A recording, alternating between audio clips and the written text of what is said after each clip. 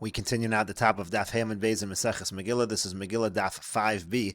The Gemara here is going through some of the practices of Rebbe that are interesting. The second practice is V'rachatz b'korona shel tzipore b'shiva asar b'Tammuz. He used to bathe on the 17th of Tammuz in the korona shel tzipore. Rashi says b'korona shel tzipore b'yom hashuk. It means to say on the day of the market. B'farhesi, meaning in public. B'shas hiluch kronos, when all the wagons were traveling, he would bathe to show that it's permitted to bathe on shiva asar b'Tammuz.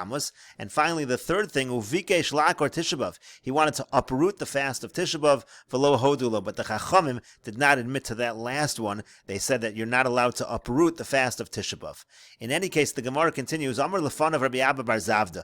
These three things were reported by Rabbi Lazar, and now Rabbi Abba bar Zavda said to Rabbi Lazar as follows. He said, Rebbe, my Rebbe, lo kach hoya maisa. This wasn't the story, meaning he didn't want to completely uproot Tisha B'av. You have the story wrong.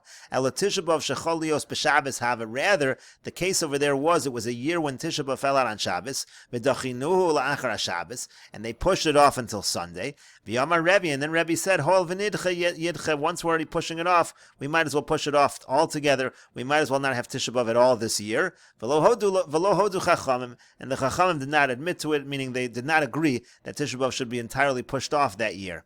So Kari Aleh, so he read the following pasuk about when he heard the accurate representation of what Rebbe did. So he read the following pasuk. He said, "Tovim hashnayim mino echad." Better two rather than one. Meaning, it's good that we had you to report on what Rebbe said, so we got an accurate report of the incident. As Rashi over here says, Tovim hashnayim ilu lo shamati hayisi tov bedavar achshav tovli shelamaditani ha'emes. If not for this, if I hadn't heard that, so I would have made a mistake in terms of what we heard about Rebbe. Now that you told me what Rebbe said, we understand the truth. And the Gemara continues going back to the first practice that Rebbe had. How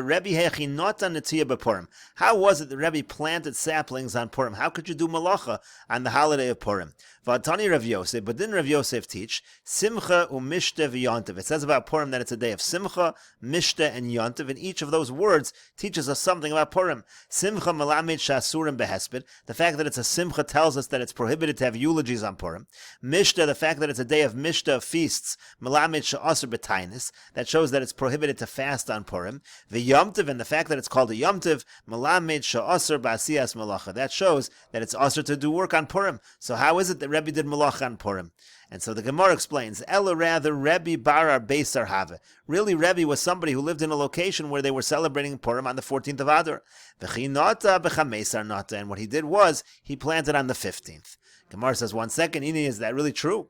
Rebbe b'Tiveria have it, but Rebbe lived in Tiveria. U'Tiveria mukefes choma miyamos Yoshua ben Nun havoy, and Tiveria was an area which was surrounded by walls from the days of Yoshua ben Nun. So on the contrary, he was really somebody who lived in a location where it was the 15th. And so the Gemara says, Ella rather Rebbe bar chameser have it, the opposite. Rebbe was somebody again who would have celebrated on the 15th. V'chinata bar beisar have it, and he really planted on the 14th. That's what actually occurred.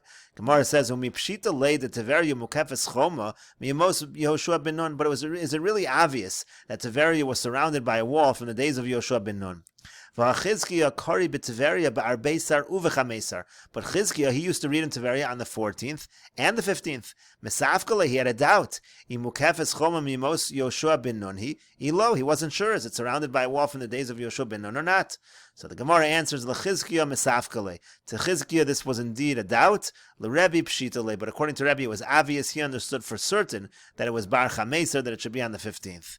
So the Gemara says, V'chi pshitale mishari. But is it really true that even if it was obvious that he's on the 15th, is it really permitted for him to do this work on the 14th? V'aksib in Megillah Tainis, but it says in Megillah Tainis, Es yom arba asr v'es yom chamisha asr. It says the 14th and the 15th, Yomei Puraya. They're days of Purim. Yomei Puraya Inun. These are days of Purim. To lo lemispad bahon. You're not allowed to eulogize on both of these days. V'yomar Rav and Rava says, Lo nitzrucha el lesor es shel zeh bazeh v'es shel zeh bazeh. The whole point of this line of Megillah Tainis is to say that even if you're somebody who does the 14th, the prohibitions apply to you on the 15th and vice versa. And so the Gemara answers, Hani mili behesped uvetainis. When we talk about the prohibitions applying on both days, that means to say that you can't have eulogies and you can't fast on either day, regardless of what day you're celebrating. Aval malacha, but when it comes to work, yom echad v'sulo. It's just one day, the day that you're actually reading the Megillah, that's it. The other day is not going to be a problem. But the Gemara continues, Ini still, is this really the case? But Rav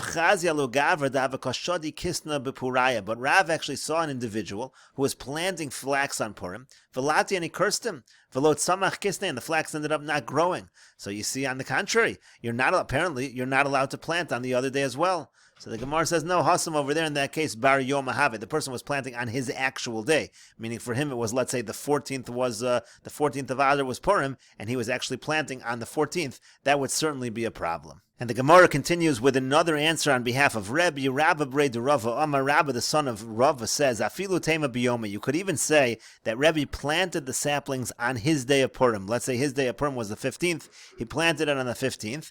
But Hesped V'Tainis Kabilu Alayu. The Jewish people only accepted upon themselves not to eulogize, not to fast on the day of Purim. Malacha lo Kabilu Alayu. They never accepted this prohibition not to do malacha. And how do we see that in the Psukim? To make Karaksiv, because in the beginning the Pasuk says, Simcha u'mishte v'yomtiv. It calls it a day of Simcha, Mishte, and it has the word Yomtiv.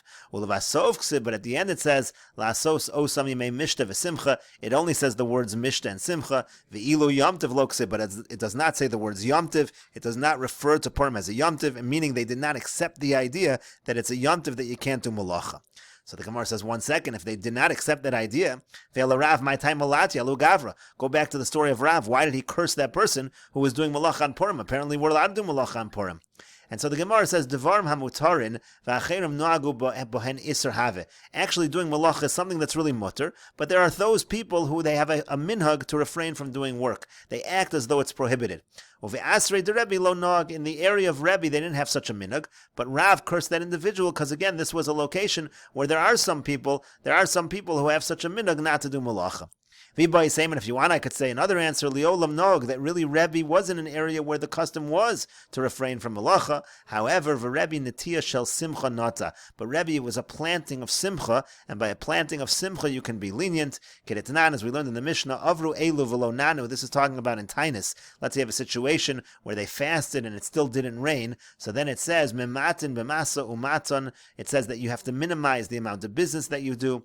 Bebinyanu V'netiya, you minimize the amount of building, the amount of planting, be'erisin uvenisuin, and also with betrothals and marriages. V'tana Allah, and we learned on that when we talk about minimizing binyan, and when we talk about minimizing netiyah, binyan shel simcha. Binyan means you're not supposed to do buildings of simcha, and netiyah planting means netiyah shel simcha. You're not supposed to do plantings of simcha. So that's the same idea over here. Rebbe was lenient in this particular case because it was a netiyah shel simcha. And the Gemara continues, Ezehu binyan shel simcha. What does it mean, a binyan of simcha? Zehabona beis chasnus livno. That's if you build a house for a wedding for his son. Rashi will explain. Ezuhi netiyah shel simcha. What's a netiyah shel simcha? Zehanotea avorniki shel malachim. Someone who plants something to do with the kings. Again, Rashi will explain this as well. As Rashi over here explains, when netiyah ha'amura kan netiyah shel simcha kagona avorniki. What's avorniki shel malachim? Elon shetzilo noah. It means a tree that has nice shade. Kagon elon shekofin no so al gabi klunsos v'yasedos v'hamalachim ochlim tachta v'mosachama. The kings used to eat under these kind of trees during the summer season. Umisadnin ba b'minei smachos. They used to have celebrations there. That's an netiyah shel simcha. Ubinyan, and what does it mean, a binyan of simcha? Beis chasnas livno k'shemesi isha livno harishon. When a person marries off his first son, hayabona lo bayis, he would build from a house. V'yosa lo chuppah besocha, and make the chuppah inside of it. That's the idea of binyan shel simcha. In any case, alma ika netiyah shel simcha. The only reason the Gemara is bringing this is to show that there's a concept of netiyah shel simcha. And the Gemara continues, Gufa, returning to what we said above, Chizkiya kari b'Tiveria bar beisor v'chameser. We said that Chizkiya would read the Megillah in Tiveria on the 14th and the 15th, Mesaf Kalei, because he had a doubt, Imukefes choma mi'emos Yoshua ben Nun hi imlo. He wasn't sure, is this considered surrounded by a wall from the days of Yoshua ben Nun or not? So the Gemara says, was he really in doubt, Milsa de Tiveri, when it came to Tiveria? But the Pasuk itself says, V'ore mivtzar, it says the fortified cities, these are walled cities, and it lists Hatzidim, Tsar, V'chamas, Rakas, V'kineres, and one of them is Rakas. V'kaimalon, Rakas zu Tiveria. We have established that Rakas refers to Tiveria. So you see that Tiveria was a fortified city, apparently it was a walled city. So the Gemara says, Hainu taima de misafkali. The reason why he had a doubt was as follows: Misham dechad gisa shura diyam havis, because on one side it's not protected by an actual wall; it's protected by the sea. So the Gemara says, if so, what's he in doubt about? Vaday lav chomi, that's certainly not a wall. The Tanya, because we learned in a brisa, asher lo choma, that it has a wall. Now this pasuk is not written by Mikra Megillah, but asher lo choma is talking about the halachas of batei orei choma. It's the halachas of what happens when you sell a house in a city that has a wall. Velo shur igor, so the pasuk means to say asher lo choma, it has to have an actual wall, not that the houses create the wall, meaning not a wall of roofs. You have a bunch of houses that surround the city, creating a wall around the city. That doesn't count. And Saviv, it also says around it. Pratla Tiveria says explicitly that excludes Tiveria. Sheyama Chomasa, where the sea is one of the walls. It has to have a walls completely around the city. It's not enough to have a sea as the wall. So the Gemara says, no, le'inyan batei orei choma lo masafkali. When it comes to the halachas of batei orei choma, there is no doubt. He wasn't in doubt in that sense. Kika masafkali le'inyan mikra Megillah. He was in doubt in terms of reading Megillah. Maybe the halachas of a walled city are different when it comes to mikra Megillah. My prazum and my mukafin. What does it mean unwalled and what does it mean walled when it comes to mikra Megillah? Dechsivi gabe mikra Megillah. When it says prazum and mukafin by mikra Megillah, what does that mean?